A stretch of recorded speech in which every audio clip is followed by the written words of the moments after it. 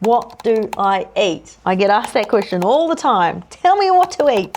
Well, we're going to talk about what the healthiest people in the world eat, because we should definitely be following what those people are doing. And I'm going to teach you how to construct metabolically precise meals using 3 very simple rules. Before we get into that though, it's important to understand that food is simply information. It programs you for success or failure. A metabolically precise meal will program your metabolism to burn fat, build muscle, and accelerate recovery from exercise. But how do you construct a metabolically precise meal? It is actually quite easy. It's got 3 things in it. In your resources, and I would recommend you print these out and put them on your fridge, you've got your protein charts, you've got your carbohydrate charts, and you've got your good fats charts. These are the 3 things you need in every meal to ensure that each meal that you eat is going to program your metabolism for success. I'll go into that more soon, but let's look at what the healthiest people in the world eat. So Iceland has the lowest incidence of depression despite bleak, dark, long winters, lowest incidence of type 2 diabetes, heart diseases, and cancers. They eat fish and vegetables for breakfast. Now fish, we'd call that a first class protein. The vegetables, good plant matter. The fish also has good fats in it.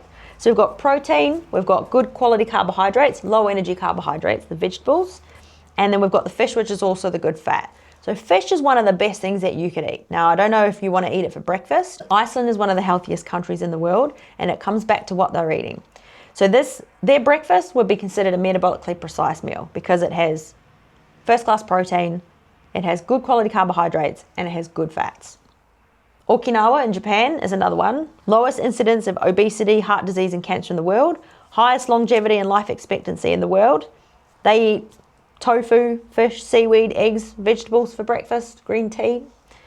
Again, tofu and fish, eggs, first class proteins. Seaweed, plant matter, vegetables, low energy carbohydrate, very good. Fish, again, good fats. A metabolically precise meal has a first class protein, which is a protein that has all the essential amino acids in it and is very low in saturated fat. It has low energy carbohydrates, which are pretty much any fruit and vegetables, give or take a few, which we'll talk about soon.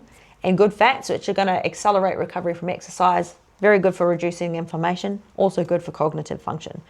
So these countries, the reason why they're healthy is because this food is normal to them. They're not trying to diet, this is just what's normal to be eaten in their country. Greece, low incidence of heart disease, diabetes, and some cancers. They're having soups, they're having roasts and stews, they're having all the stuff that we should be eating, but for whatever reason, we need to call it a diet when we do it. So in order for us to build a metabolism and create success, we need to make sure that every time we feed, we're using that as an opportunity to improve our metabolism, basically. So we're going to need to have first-class proteins to ensure that we have all the building blocks to build muscle. We need some sort of carbohydrate, low energy in particular, fruits and vegetables, because that provides a slow release of energy. It also stabilizes insulin levels, so it reduces cravings. And we need sources of good fat because that's going to help, as I said, help us recover from exercise, reduce inflammation in the body, improve cognitive function, great for the joints and all that sort of thing. So proteins, carbs, and fats, every single meal. Unfortunately, in Australia, if we just look at our first meal of the day, what's common for us is cereal or toast. So if we look at cereal and toast, is there a first class protein there? No. Is there a source of good quality, low energy carbohydrate? Well, maybe you put some fruit with your cereal? I don't know. Is there a good fat? No. So if we have toast or cereal, we're basically just having a high energy, highly processed carbohydrate. We might be adding milk, which might be a little bit of protein, which is good. But we really need to swap and change what we're doing. And this comes back to, again, habitual. So for someone who stays up late at night, gets up late in the morning, doesn't give themselves much time, they're probably going to have cereal or toast because it's fast and easy. So peeling the layers back and saying, well, it's probably better for you to have, say, a healthy omelette for breakfast in the morning, or a healthy smoothie, or something that is metabolically precise. That's easier said than done because that person now has to reprogram the way they operate in the morning, which means they need to reprogram the way they operate at night. It's not as easy as just, okay, I'm going to swap from cereal or toast. Now I'm going to have a nice healthy omelette every morning. So have a think now. You may have already started filling out a food diary, which if you have, that's great. And my advice is don't be too perfect with your food yet, because it's going to take plenty of time to learn all this information. And just by keeping a food diary, you're probably starting to understand your own habits now as well. But have a look at each meal. So each time you feed is basically an opportunity to optimize your metabolism.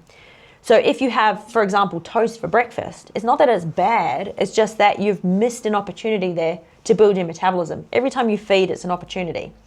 So every time you feed, if the meal has a first-class protein, it has a source of good quality carbohydrate, low energy carbohydrate, fruits and vegetables, and has a source of good fat, you've capitalized on that opportunity to build muscle and to build a metabolism. So each time you eat something that doesn't meet one of those points, it's not bad or wrong, it's just a missed opportunity. So what is a metabolically precise meal? It is a meal that builds muscle, helps us lose body fat.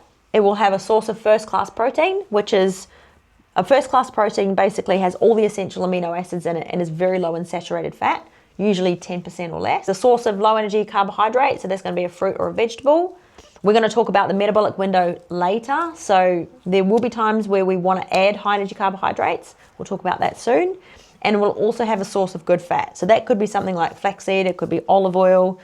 If you're not sure though, this is why I've given you those protein, carbohydrate and fats charts. You can print those out, stick them on your fridge. Make sure you have one item from each source in each meal. And the meals don't have to be big. So when I'm talking about a meal, it can be really small.